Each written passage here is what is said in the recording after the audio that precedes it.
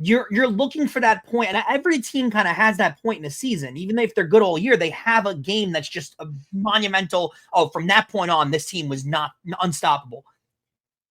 Every time they have a game like that, the next day they lose.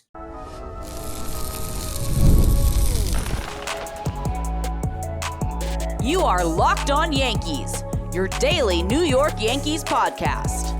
Part of the Locked On Podcast Network, your team every day. Welcome to Locked On Yankees, which is part of the Locked On Podcast Network, your team every day. Thank you for making us your first listen every day. I'm Stacey Gotsulias.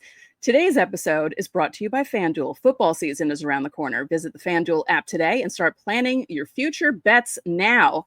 With me, as usual, my co-host, Brian McKeon. Brian, tell everyone what you just told me before we started recording. Stacey, the Yankees now are mathematically out of a playoff spot officially. Well done, boys. Well done. Before we get started, don't forget, subscribe to Locked On Yankees on whichever podcasting platform you prefer. Subscribe to our channel on YouTube, like our videos, hit the bell so you're notified whenever our videos go live. And we have a new TikTok page. If you're there, follow us if you can at LockedOn_Yankees. I would just like to apologize for Friday's video going up late. I was battling carpal tunnel. Both wrists were killing me and I couldn't do anything. So yeah, but they're better today. I don't have to wear any braces. So the weekend of rest helped me. On today's show, we preview the pitching matchups in the Yankees-Twins series. The Twins are not going to be pushovers, even though they traded half their team away in the trade deadline. They've won 2 series since then. And Yankees, have they? Right. And we'll discuss how the Yankees are now in their do or die portion of the 2025 season. It's literally do or die for them. But first, the series against Houston was so frustrating. I'm not saying they should have swept it because Sunday was like a lost cause, but with Max Fried on the mound, you would hope that they would win against a guy that they haven't faced and who wasn't that great coming in. Friday night's game annoyed me the most out of all the games in the series. Yeah, Sunday, let's get to that first, just to run through that. That did annoy me, though, because this is a game where you come off the momentum of Saturday and you think, all right, your ace is on the mound. This is a chance to actually beat Houston in a series. Here's a really good opportunity for the Yankees. And every time the Yankees have a chance this year where they win a big game, a nice comeback win, a big victory, where they can use it as a launching off point, I always go back to the Baltimore series in 2009 when A-Rod came back and had the home run, and it was a big, and that felt like 2009's launch off point, where they were kind of middling up to that point. They were good, but they weren't great. And then after that game, they took off and they were unbeatable pretty much. You're looking for that point, and every team kind of has that point in a season. Even if they're good all year, they have a game that's just a monumental. Oh, from that point on, this team was not unstoppable.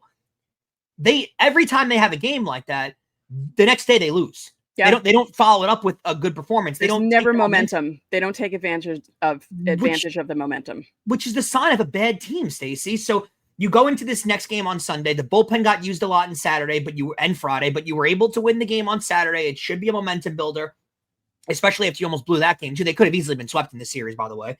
And then Sunday comes. Max Fried has no command at all. I don't know if the blister is still bothering him. He's not using it as an excuse, but I can't imagine it's not with how he's pitched since the blister. It's their 10th straight game where a starter has not made it 6 innings, which is just terrible for bullpen. It's even worse when you have a manager who can't manage a bullpen. Right. It's just even worse. 5 innings, 8 hits, 4 earned, one walk, 3 strikeouts. I'm sorry for your ace. That's not good enough. No. And he did get pinched a little bit in the 5th inning with the umpire. That was pathetic. The missed call. But I'm sorry, an ace gets out of that. He does. And Garrett Cole says, you know what? You're not going to give me that strike call. Fine. Here's 102 miles an hour down the plate. Hit it. Go ahead. And then Garrett Cole more often than not gets out of that. Let's discuss one more thing at the end of that game, Stacey. Boone gets tossed in the 3rd inning. If you look at what was happening, Boone said, that's 4 now, which is referencing 4 missed strikes at that point. I'm sure that quote was not the first time Boone said something to the umpire. I'm almost positive that's not the first time he said something. But Stacey, that's not a reason to get thrown out of the game. No. He drops an F-bomb there. He curses. Okay. Or he says the magic word. Yeah. Then I'm all good. To throw a manager out of the game for saying, and I'm you know me, I'm rare to defend Aaron Boone. But to throw a manager out of the game for referencing four missed calls that you had, which, by the way, were 4 awful missed calls. Awful. Not appropriate. You can't throw a manager out in that scenario. Not that it means much, because what does Boone mean to this team? But that's not a reason to throw a manager out.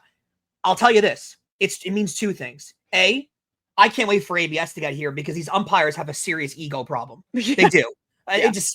Who are you? You're a major league umpire. You make really good money. Stop it. Stop throwing managers out because your feelings got hurt. Relax yourself. Second of all, Boone's got to relax with this fake tough guy act, because his tough guy act doesn't work on the umpires. They don't care anymore. And it's not to the point where you don't have to curse anymore. You don't have to say the magic word. You don't have to say anything to these umpires. When you're Aaron Boone, once they hear your voice, they're launching you out of the game. Or someone else's voice. Correct. They don't care anymore. Right. They don't care. They're done putting up with his BS. You saw the third base umpire. That kind of bothered me, where Boone's trying to talk to the home plate ump, and the third base ump is moving with him to like stand in front of him at every moment. Boone wasn't going to get physical. That wasn't a Lou Piniella freak off. That wasn't one of those kind of things. Boone was not going to get physical. Don't stand in front of him like you're a bouncer at a club. And Paul O'Neill said that too. Paul O'Neill said that would really annoy me, and that annoyed me as a Yankee fan. Who do you think you are? You're a third base umpire. That was Jordan Baker, and I believe Boone and Baker have some history. Yeah, because he was that to me. Before we get into the team being pathetic, that to me was the umpire trying to get Boone to hit him. Yeah, trying to get Boone to overreact and do something, because that's pathetic. You don't do that. You don't stand in front of a guy and then usually you stand in front of him to try and de-escalate things, but you don't stand in front of the guy, not say a word, and then block off to try and get in his face. That was ridiculous. Let's call out the umpires for a second here. They called a terrible game. That's a pathetic move. And I'm not one to defend Aaron Boone, but get over yourself. You're a major league umpire, not the president of the United States. Well, Saturday, they get the win, 5-4. Luis Gil looked a lot better, right? Yes. Command's there, strikeout pitch was there. Fastball was good velocity-wise. I liked what I saw to Gil. He did get to dance in and out of trouble for a while, but overall, that's a really good bounce-back second start. Yeah, he made it into the sixth, so that's at least 2 more innings than he did in the first outing that he had. So that's good. You also like to see 7 Ks to 1 walk. That's a good sign from him as well. It would have been nice for him to make the full 6, because, 6 innings, 2 runs, that's a solid start. I mean, with the way the Yankees have been going, like you said, the starters are not lasting long, and the poor bullpen is being used and abused. Speaking of that, Bednar. What a job. Yeah, what a job. He's elite. I know he walked in the tying run, but he comes back. He gets the 5-out save. He really is a bulldog. I like him. Yeah. He's what I want in a baseball player. Honestly, I love the grizzly beard, the beer drinking, beer belly kind of guy who just comes in and doesn't. But you know what I mean when I reference that, right? Like, I'm not trying to discuss his body and anything, but no, it looks like a regular everyday. Like, if you saw him on the street, you would have no idea that he's a major league baseball player. I mean, a lot of baseball players are like that, but especially him. You picture him walking through ShopRite with flip flops and cargo shorts on, and he's got a steak in his hand. Like that. That is what you picture in this guy. And you know what? You need that on a team. You need that bulldog, doesn't care. I'm going to come in, throw strikes, whatever. Put me in. I'll do whatever you need me to do. Wants the ball every single day. And he doesn't care what his pitch count is. He's not looking at what his velocity is. He's just up there throwing and trusts his stuff. I love this guy. And then on the other side of that spectrum, we have Friday night. And we have... Is Aaron Boone but is Aaron Boone trying to get fired? Because it felt like he was trying to get fired on Friday. Why on earth would you put Devin Williams in that situation against the Astros? He's going through such a spell right now that you shouldn't put him in later than the 7th inning at this point. And in a game that your team is already up by 10 runs. Completely correct. And let's also acknowledge this. Late in that game, Duvall comes in and pitches a 13-pitch excellent inning. Why not leave him in and try and steal some more outs from him? You don't want to do that? Fine, whatever. They go to Luke Weaver, who's unhittable and looks like last year's Luke Weaver. Unhittable, and yet, again, 19 pitches, a little more, yanks him for Devin Williams. I know Devin Williams has a great track record. I know. As far as Yankee fans are concerned, Devin Williams has been awful. Why are we treating him like the Devin Williams of old? He's given you enough evidence this year to prove that he can't be trusted in big moments. And then you trust him there, Stacey? You trust him there in a series that you really need. I don't get it. I don't understand. And they made embarrassing work of you on Friday. But They like, did. They embarrassed you. how many situations do we have to watch Boone do this in? Exactly. To realize gosh, I wish I had $1 for every time I bring this up. But he did it on the biggest stage. He did it in the World Series. He made one of the worst pitching decisions ever made in the game of baseball. And the game of baseball has been played 150 years. Not an exaggeration. It's actually true. It's one of the worst decisions made in a big spot ever. Worst pitching decisions ever. And he just keeps doing it on a smaller scale. And nothing is done about this. And I mentioned it on the show last week. Why isn't anyone in the organization embarrassed by what this team is doing right now? No one cares. They don't care. By the way, if you're looking for an update, Caleb Durbin, who was in the Devin Williams trade from Milwaukee, who Milwaukee wanted really badly, and Milwaukee's becoming one of those teams like Tampa Bay, who low payroll every single year, but understands how to draft, how to make trades, and Milwaukee's got the best record in baseball right now. So if you want to look at what they're doing right now, best record in baseball, and traded for Caleb Durbin, the player that they really wanted. Caleb Durbin now starting every day for the Milwaukee Brewers, hitting .260 with 5 homers, 38 RBIs, and a 741, a 341 on base percentage, 740 OPS. So he's become a really good everyday major league player, a guy the Brewers really wanted in that deal. They knew to move on from Devin Williams, and they traded for Caleb Durbin. Not a pretty sight, Stacey. And then we have an injury update. Ahmed Rosario will hit the 10-day IL, shoulder sprain. He said he doesn't think it'll be a lengthy stint, but that was just also a moment where you're like, is this really happening? Like you saw him go down and you're like, really? Yep. Because Austin Slater's also hurt, you know? It's just the way the 2025 Yankees, it's just the way the season is going. It's a nightmare. It should be better. They should be playing better. They are not this bad, but we're going to talk about that in the next segment. Don't forget, subscribe to the channel, hit the like button on our videos, hit the notification so you know when our videos go up. You can also join the Locked On Yankees Insiders Club. They had a lot to say over the weekend. The link is in the description. You'll get text from us, and you can text us questions, comments, reactions to trades and signings. We send out the lineups during the season, roster moves, and any breaking news so you don't have to check social media. There's a 14-day free trial. Coming up, the Yankees have to stop being bad or their season will be over by October. And we're going to talk about Old Timers Day because there was an old timer who had some advice for the current New York Yankees. So we'll discuss that all next. Today's episode is brought to you by Gameday Hue, and so is this hat that I'm wearing. For Locked On Yankees fans like me, of course I'm a fan of the show, this one always hits the mark. Gameday Hue makes clean, no-logo gear. It's got team-inspired colorways for every pro and college fan base. It's all about letting your colors speak for you. There's no giant logos, just smart, versatile style that always works on game day, on the course, or anywhere in between. I wore it to play golf last week, fit really well. It was subtle, stylish. I got to rep my team while I was on the course. I wear it during Yankee games while I'm watching them, while I'm repping my team, and I wore it on a date last week with my girlfriend. So everything about the hat is perfect. It works for every scenario. It's perfect for any kind of hat. And also it comes with these split shade gloves you can also buy. They're made for the golf course. They're the perfect gift for any fan that you want. And if they're a golfer, they fit great too. They're great for your swing. I love them. You will too. Right now you can get 15% off with the code MLB15 at GamedayHue.com. That's GamedayHue.com. The code even stacks on bundle deals, so now is the time to load up. Let your colors talk because colors speak louder than words. That's GamedayHue.com, code MLB15. So, Stacey, we get into game. Let's recap the entire series just for a second. Yankees lose 2 out of 3 to Houston in a series they really need. I am more of the proponent. I just want to mention this really quickly. I'm more of the proponent of I kind of still am okay with the Altuve chants. I like them. I don't think they should ever go away because I hate Altuve because he stole, in my opinion, he stole possibly 2 championships, definitely 1 from the New York Yankees. Besides that, and clearly, Judge. Yeah, absolutely. Yeah. Clearly, though, they don't work. Because he loves playing at Yankee Stadium, destroys the Yankees every single series they play, multiple home runs. Also, note to Matt Blake, who I rarely criticize. Stop throwing him first pitch fastballs. He swings at the first pitch in every at-bat, and it's always a fastball.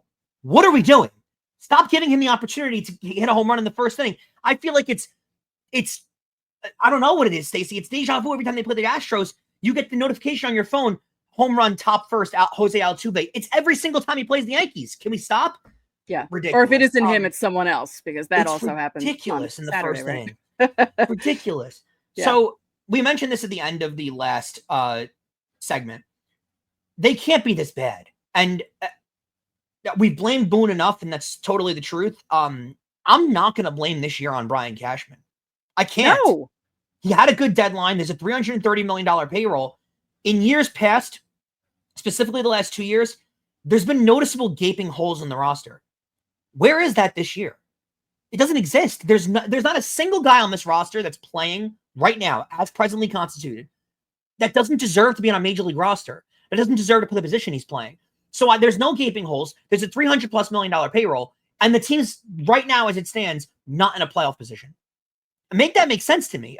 It doesn't make any sense to me how bad this team is. Stacey, if they played the last portion of their season after today at a 500 clip, which is not good enough, clearly, but which they can't even do now. But better than what they're doing. Exactly. Yeah. They'd finish 84-78, which, by the way, six games over 500 is not good enough. That's the 2014 record. That's the record that I predicted before the 2014 season on ESPN, that I got so many angry comments from people saying, how dare you say the Yankees are only going to win 84 games? And that's exactly what they finished. So that record right now, do you think that gets them in the postseason? No. Not at all. No. So you're going to have to play at a great clip. Now, at this point, the division's completely out of reach. Oh, yeah. They're not getting the division. No way. At all. How many teams do they have ahead of them? Two? Boston and Toronto. And Toronto's playing outstanding baseball. Again, Boston's playing outstanding baseball. We mentioned Milwaukee. Milwaukee's on a 33-9 stretch right now. It's just they're playing at such a bad clip right now. And it's funny, we take that to transition into Old Timers Day, because it was a weird weekend to have the Old Timers there, because generally I feel like the Yankees are able to play well in seasons when they have the Old Timers there, and the Old Timers are kind of able to reminisce and talk about how good the team is. When they're playing this bad, it's kind of funny to hear what some of the guys have to say, no? Excuse me, 34-9, because the Brewers came back and beat the Mets. Who are playing awful baseball too, by the way. The Brewers then swept the Mets. The Mets have now lost 8 in a row, so yeah, so that's not good either. 34-9. Yeah, good luck playing on that kind of clip. The Yankees aren't going to do that. No. It's frustrating, because were they as good as they were in the beginning of the year? No, but they're not as bad as this. This is, I mean, what happened to Cody Bellinger? He glitched on that throw. Yeah, it looked like he got stripped. As football's getting more into, it looked like he was making a throw and a D lineman got his hand. That's what it looked like. That's what it was. It's that kind of stretch that they're in, and they need to get out of it. And they have to stop saying, we will get out of it eventually. No, get out of it. It's August 11th, guys. Yeah, don't keep enough with the talk. Yeah.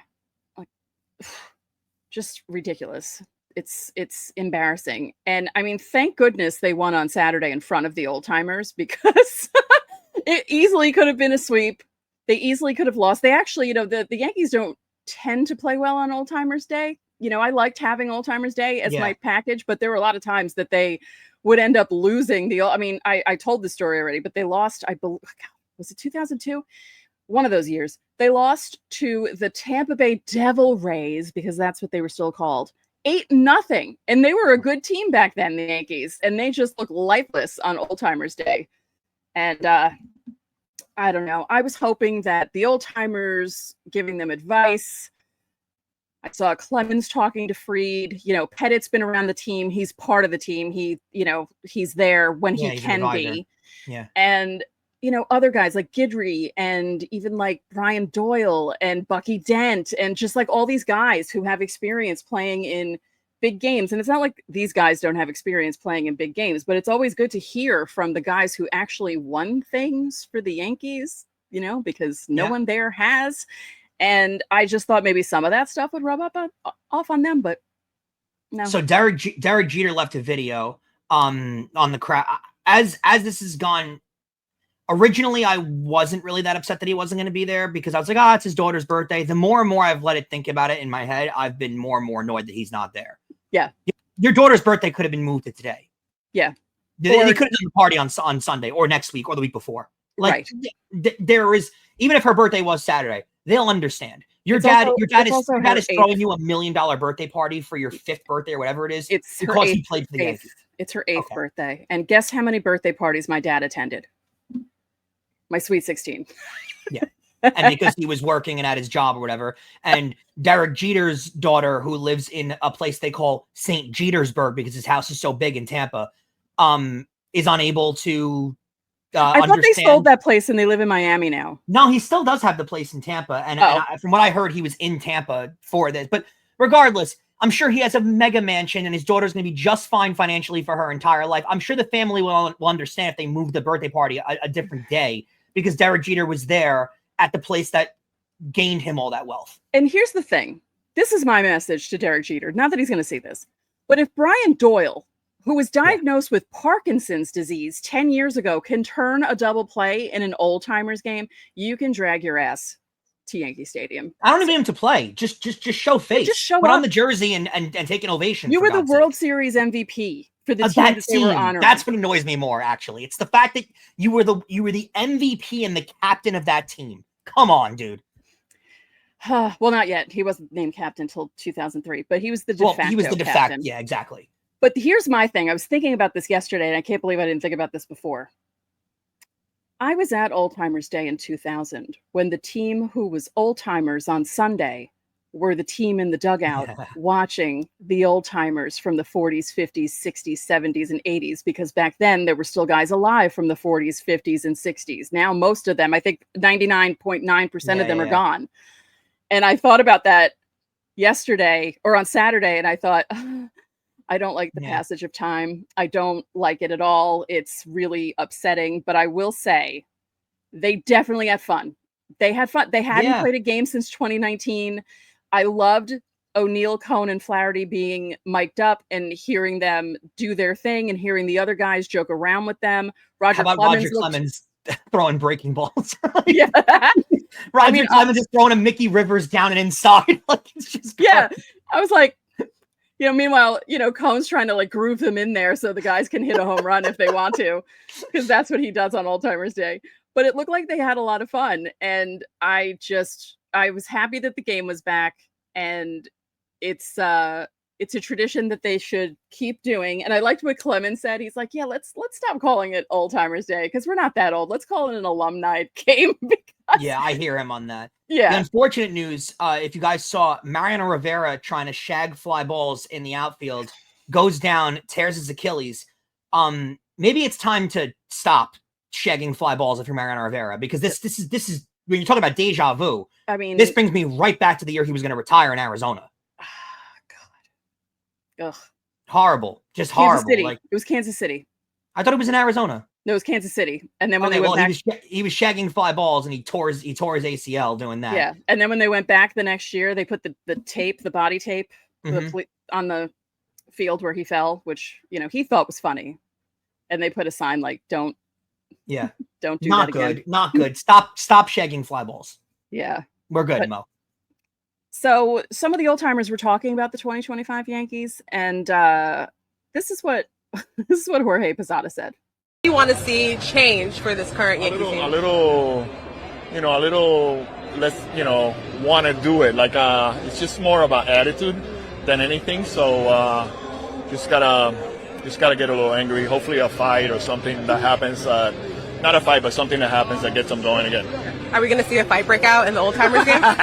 Not here, but but they need to have that chip on their shoulder. The players, you got to play like that. You can't be friends with everybody. No, it's a great quote, and it's really a detriment on what modern day sports has become, where everybody's best friends with everybody. I think that's what he means there, is you can't be getting along with every team. You got to hate someone, and you got to play a little angry. And they don't do that. They have no chip on their shoulder. They don't play angry. They play they play like a team that's coming off 5 straight championships. That's the why 2001 Yankees had a chip on their shoulder, and they had an excuse to play like this team because they were coming off 4 World Series in 5 years. Yeah. Think about that for a second. So he's right. And when a former player like that criticizes them on a day where you're celebrating old teams at that way, that's a problem. Yeah. That's a big problem. Yeah. All right, coming up, the Twins are coming into town, and we're previewing the pitching matchups, and we also have news from around the league next.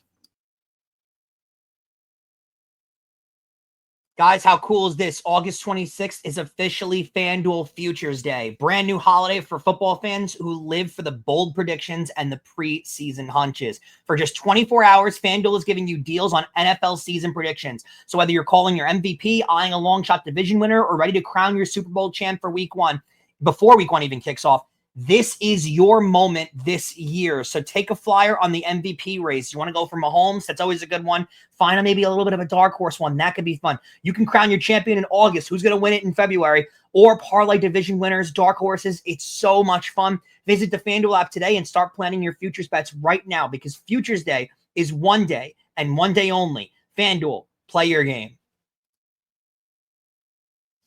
And on August 26th, you can see us doing a Yankees post show. I guess Jay Berman will be on that, where you can catch all of the Yankees postcasts, because not only do they cover your team every day, but they're giving you instant episodes after every game as well. Check out the Locked On Yankees postcast. It's with aforementioned Jay Berman. It appears right here on the Locked On Yankees podcast feed. It also streams on the Yankees YouTube channel, Locked On Yankees YouTube channel.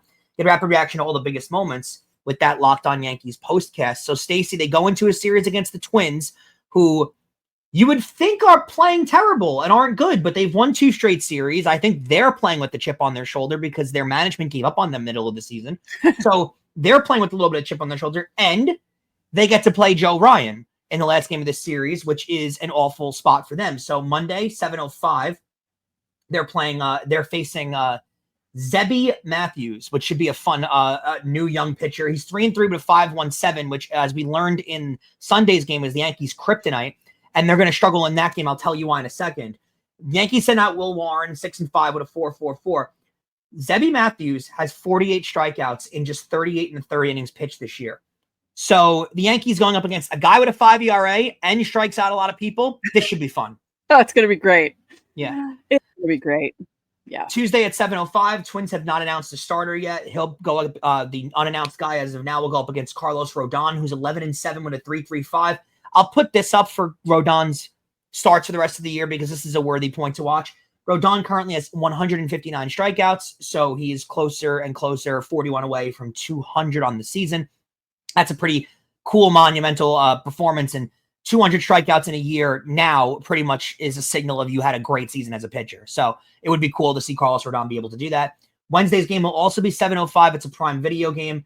They'll see, how I mentioned before, Joe Ryan, who was one of the bigger trade deadline pieces that could be moved, didn't get moved, is in contention, maybe not for the Cy Young, but is having a Cy Young quality season. He's 11-5 with a 2.79 this year. He'll go against Cam Schlittler, who's 1-2 with a 4.38. I've liked what they've seen out of Schlittler, actually. I don't think that ERA tells the full story on Schlittler, to be quite honest with you, but still a really tough spot when you go up against Joe Ryan.